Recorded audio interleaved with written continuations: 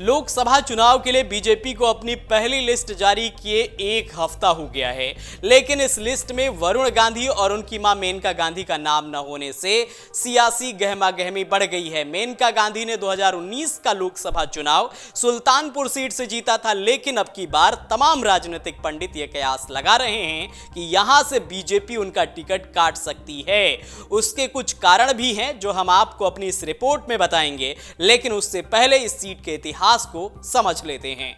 गोमती किनारे बसे सुल्तानपुर की सल्तनत पर लंबे समय तक कांग्रेस का कब्जा रहा है, लेकिन रायबरेली और अमेठी की तरह कभी इसे वीवीआईपी सीट की अहमियत नहीं मिल सकी। इस सीट पर कांग्रेस से लेकर जनता दल, बीजेपी और बसपा जीत का परचम लहराने में कामयाब रही है, लेकिन समाजवादी पार्टी इस सीट पर कभी भी जीत दर्ज नहीं कर सकी है। आगामी लोकसभा चुनाव 2024 को लेकर सभी राजनीतिक दलों की निगाहें इस सीट पर हैं। हालांकि अभी इस सीट से किसी भी दल ने अपने प्रत्याशी के नाम का ऐलान नहीं किया है। वर्तमान में इसी सीट से बीजेपी की मेनका गांधी सांसद हैं। इससे पहले उनके पुत्र वरुण गांधी यहां से सांसद थे। 2024 के चुनाव में भी बीजेपी इस सीट को हर हाल में अपने पाले में रखना चाहती है।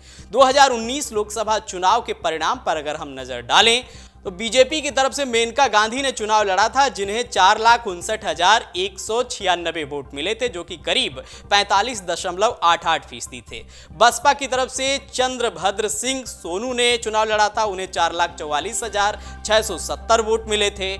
कांग्रेस की तरफ से संजय सिंह चुनावी मैदान में थे, जिन्हें 41,681 वोट मिले थे। यानी कि बसपा और बीजेपी में 2019 के लोकसभा चुनाव में कड़ी टक्कर हुई थी। 2019 लोकसभा चुनाव की बात करें तो सुल्तानपुर लोकसभा सीट से बीजेपी प्रत्याशी मेनका गांधी को बसपा प्रत्याशी चंद्रभद्र सिंह सोनू से कड़ी टक्कर मिली थी। मेनका गांधी इस चुनाव में मात्र 10,000 मतों से जीती थी। ऐसे में बीजेपी इस सीट को लेकर काफी संजीदा दिख रही है। वहीं अगर 2014 लोकसभा चुनाव के परिणाम पर नजर डालें तो बीजेपी की तरफ से वरुण गांधी चुनावी मैदान में थे, जिन्हें 4,10,348 वोट मिले थे, जो कि 24.09% था। बसपा की तरफ से पवन पांडे चुनावी मैदान में थे, जिन्हें 2,31,446 वोट मिले थे। सपा की तरफ से शकील अहमद चुनाव लड़ रहे थे, जिन्हें 2,28,144 वोट मिले थे। कांग्रेस की तरफ से अमिता सिंह मैदान में थी, जिन्हें 41,983 वोट मिले थे। लोकसभा चुनाव 2014 की बात करें तो मेनका गांधी के पुत्र वरुण गांधी ने बीजेपी की तरफ से सुल्तानपुर में जीत का परचम लहराया था।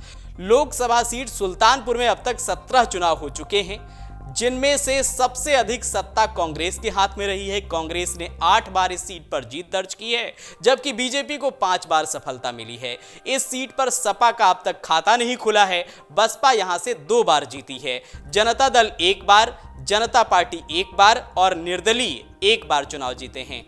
सुल्तानपुर सीट पर 1977 में कांग्रेस को पहली हार का मुंह देखना पड़ा, जब जनता पार्टी के जुल्फिकुरुल्लाह कांग्रेस को हराकर सांसद बने। हालांकि इस सीट पर 1980 में कांग्रेस ने 1 बार फिर वापसी की और 1984 में दोबारा जीत मिली, लेकिन इसके बाद कांग्रेस को इस सीट पर जीत के लिए काफी सालों तक इंतजार करना पड़ा। 2009 में कांग्रेस से संजय सिंह ने जीत का सूखा खत्म किया। 1989 में जनता दल से राम सिंह सांसद बने।